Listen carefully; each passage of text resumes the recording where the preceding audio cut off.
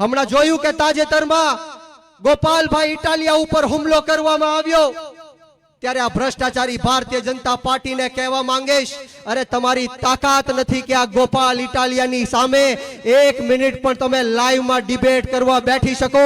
તમારી औकात નથી કે ગોપાલભાઈ ઇટાલિયાએ જે કામો કર્યા છે એ તમારા 156 ધારાસભ્યો કામ કરીને દેખાડે. અરે તમારી હિંમત નથી કે ગોપાલભાઈ ઇટાલિયાને તમે ઝુકાવી શકો કે ડરાવી શકો. આમ આદમી પાર્ટી આંદોલનની કોકમાંથી જન્મેલી પાર્ટી છે. આજે અમરેલી જિલ્લાની અંદરથી મારે આ જાહેર મંચ ઉપરથી આપ સૌને કહેવું છે કે 18 વર્ણના લોકો, દરેક સમાજ જ્ઞાતિ અને ધર્મના લોકો આ ભ્રષ્ટાચારી ભારતીય જનતા પાર્ટીના કુશાસનથી થાકી ગયા છે, ત્રાહિમામ પુકારી ચૂક્યા છે. પાટીદાર સમાજની વાત કરું તો અમરેલીની અંદર પાટીદાર સમાજની એક દીકરીને રાતના 12 વાગે ઘરમાંથી કાઢીને સરઘસ કાઢવામાં આવે છે, પોલીસ સ્ટેશને લઈ જઈને એમને પટ્ટા મારવામાં આવે છે. આ હાલત પાટીદાર સમાજની દીકરી સાથે થયું.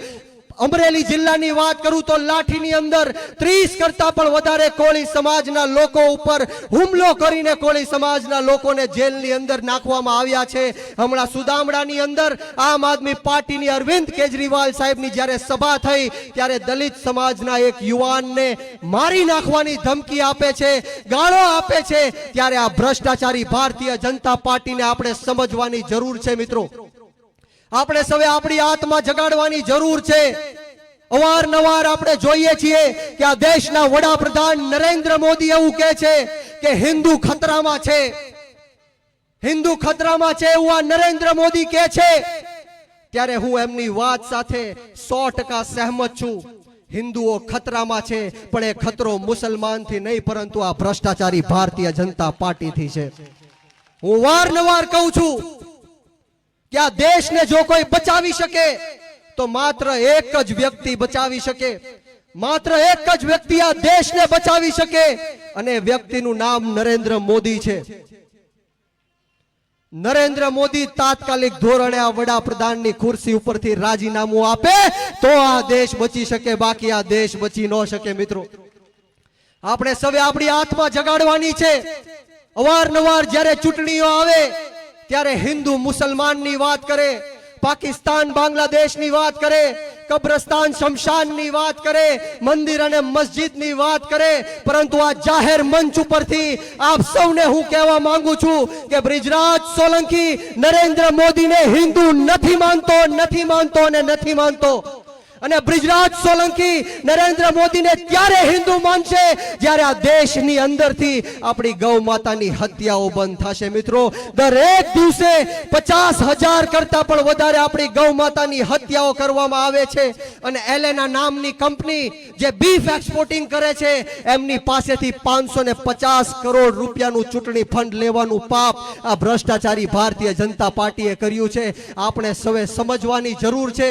હિન્દુત્વનો મહોરો પહેરીને આપણને સૌને ગુમરાહ કરવામાં આવે છે ત્યારે વિશેષ વાતો નથી કરવી. મારી છેલ્લી વાત કહીને આપની સમક્ષથી હું રજા લઈશ. અહીંયા અનેક યુવાનો બેઠા છે. એક 30 વર્ષના યુવાને આમ આદમી પાર્ટીએ જ્યારે ગુજરાત પ્રદેશના યુવા અધ્યક્ષની જવાબદારી આપી છે ત્યારે આ માત્ર ને માત્ર એક એવી પાર્ટી છે જે ગુજરાતના યુવાનોને આગળ કરે છે, ગુજરાતના યુવાનોને મુખ્ય ધારાની રાજનીતિમાં લાવવાની વાત કરે છે. ગોપાલભાઈ ઇટાલિયા યુવા, ચેતરભાઈ વસાવા યુવા, મનોજભાઈ સોરઠિયા યુવા, રાજુભાઈ કરપડા યુવા, પ્રવીણભાઈ રામ યુવા, સુધીરભાઈ વાઘાણી યુવા, તમામે તમામ યુવાનોને આમ આદમી પાર્ટી આગળ કરે છે. ત્યારે યુવાનો, આ ગુજરાતની રાજનીતિથી દૂર ન ભાગો. સારા અને સાચા લોકોએ આ ગુજરાતની રાજનીતિ છોડી દીધી, મૂકી દીધી, એટલા માટે ખોટા અને ખરાબ લોકોએ આ ગુજરાતની રાજનીતિ ઉપરથી કબજો કરી લીધો છે. આ ગુજરાતની રાજનીતિમાં તમારી અને મારી જેવા યુવાનોએ આવવું પડશે, ખેડૂતોએ આવવું પડશે, મહિલાઓએ આવવું પડશે અને એવા લોકોએ પણ આવવું પડશે જે નાના, દબાયેલા, કચડાયેલા, પછાત, ગરીબ, અશિક્ષિત અને વ્યસનોથી ઘેરાયેલા તમામ સમાજ, જ્ઞાતિ અને ધર્મના લોકોનો અવાજ રોડ રસ્તાથી લઈને વિધાનસભા સુધી બુલંદ કરી શકે. અને જો આપણે આ દેશની રાજનીતિમાં ન આવ્યા તો પંજાબની અંદર આ દેશના અન્નદાતાઓએ, ખેડૂતોએ આ ભ્રષ્ટાચારી ભારતીય જનતા પાર્ટીની સામે વિરોધ પ્રદર્શન કર્યું, ચક્કા જામ કરીને બેઠા અને એના કારણે 3 કાળા કાયદા પણ પાછા ખેંચવામાં આવ્યા. આ ભ્રષ્ટાચારી ભારતીય જનતા પાર્ટીને ધૂળ ચટાવવાનું કામ આ ખેડૂતોએ કર્યું છે મિત્રો. એટલે આપણે સૌએ સાથે મળીને આમ આદમી પાર્ટીમાં જોડાવાનું છે. અરવિંદ કેજરીવાલ સાહેબની વિચારધારા સાથે જોડાવાનું છે. ત્યારે યુવાનો, તમે શહીદ આઝમ સરદાર ભગતસિંહને માનવા વાળા લોકો છો, તમે શહીદ સુખદેવ અને રાજગુરુને માનવા વાળા લોકો છો, અશફાકુલ્લા ખાન, ઠાકુર રોશનસિંહ, 18 વર્ષના શહીદ ખુદીરામ બોઝને માનવા વાળા લોકો છો. યુવાનોએ જ્યારે કુરબાની આપી ત્યારે જઈને આ દેશની અંદરથી અંગ્રેજોમાંથી મુક્ત થયા છીએ. યુવાનોએ જ્યારે શહીદી આપી ત્યારે જઈને આ દેશનું લોકતંત્ર અને સ્વતંત્ર બચ્યું છે. અને આજે જ્યારે આપણો ભારત દેશ ખતરામાં છે, જે ડોક્ટર બાબા સાહેબ ભીમરાવ આંબેડકરે આપણને સંવિધાન આપ્યું એ સંવિધાન ખતરામાં છે, ત્યારે આપણે સૌએ આમ આદમી પાર્ટીમાં જોડાઈને આ ભ્રષ્ટાચારી ભારતીય જનતા પાર્ટીને નિસ્ત નાબૂદ કરવાની છે. બોલો, કરવી છે કે નથી કરવી? ક્રાંતિ લાવી છે કે નથી લાવી? તો હું અહીંથી આપ સૌને નારો આપીશ કે પરિવર્તન.